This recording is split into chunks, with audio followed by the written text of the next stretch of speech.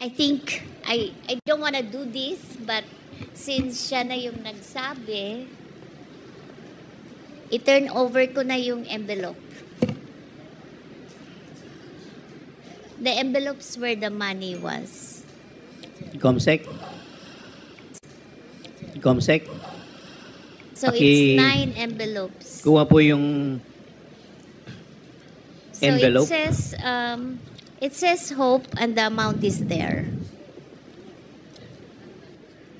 Kasi ang sakit naman nun, ordinaryo lang akong trabahante tapos inaano ka ng vice president, di ba? It's very painful.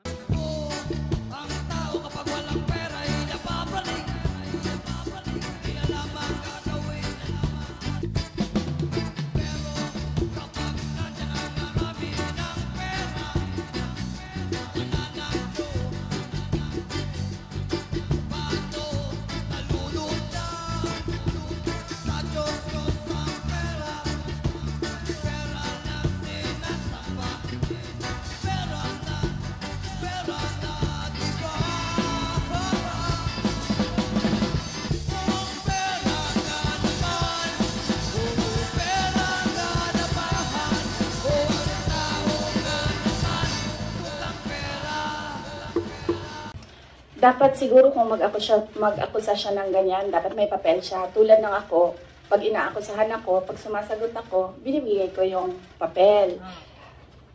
Gloria Mercado is a disgruntled former employee of the Department of Education. She was let go because of loss of trust and confidence sa Office of the Secretary. Ang una niyang ginawa, nag-solicit siya ng 16 million pesos sa isang kumpanya on paper using my name without any authorization from the Department of Education. Bibigay ni JC sa inyo mamaya yung papel. Kalagay doon. Pangalawa, noong nag-school visit ako sa Cebu, merong lumapit sa akin na teacher. Sabi niya sa akin, Inday Sara, masakit sa loob namin na mga teachers kami na nasa field. Tapos merong humahawak ng teacher items na wala dito sa aming probinsya o wala dito sa aming region.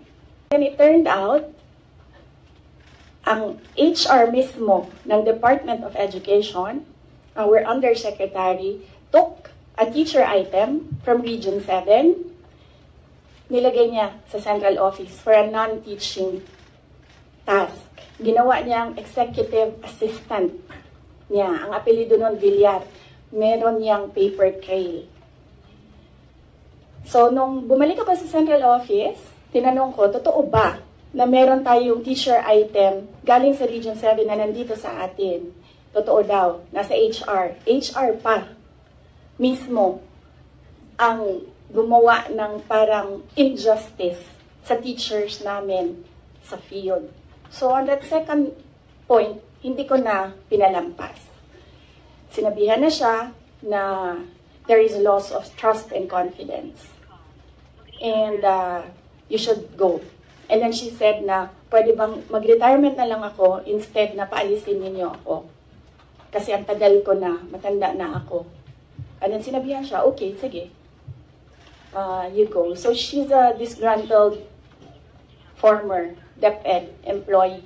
At yan yung dalawa na rason kung bakit siya pinaalis. May papel yung 16 million na solicitation niya. May papel yung teaching position sa Region 7 na kinuha niya. And my experience sa kanya,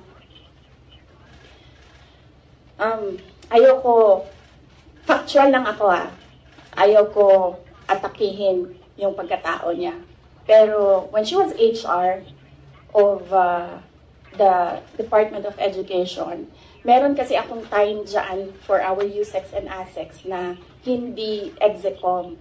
So, pinapapunta ko yan sila kung sino man yung merong concern, sino yung may problema, pumunta kayo sa akin, mag one-on-one tayo. So, one of those times na one-on-one kami, siniraan niya yung isang USEC, isang ASEC ng Department of Education. And bago pa lang kami nun.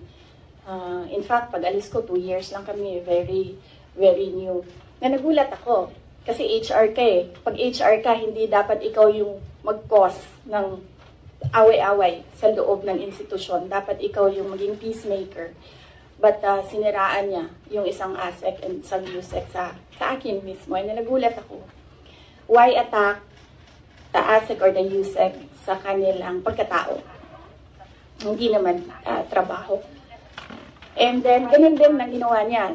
Nung umalis na siya sa Department of Education because of the 2 points, lumipat siya sa Senate. One of the offices of the senators din, nandiyan yan siya ngayon. And yung isang kaibigan ko doon sa Senado, narinig namin na sige na siya atake. Inaatake niya si Michael Poa, si Reynold Monsayap, si Gerald Chan. Iyan ngayon yung nakapangalan sa kanyang statement. Kaya kami, nung nagbasa siya kanina ng statement, hindi na kami nagulat. Kasi naririnig na namin sa opisina, dyan sa Senate, yung mga pinagsasabi niya after she was let go. I think,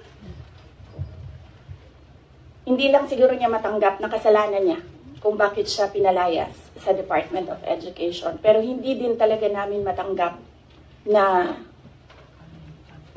magsusolicit ka sa isang private company on paper 16 million. And then, kukuha ka ng teacher item sa field, gagawin mong EA sa central office.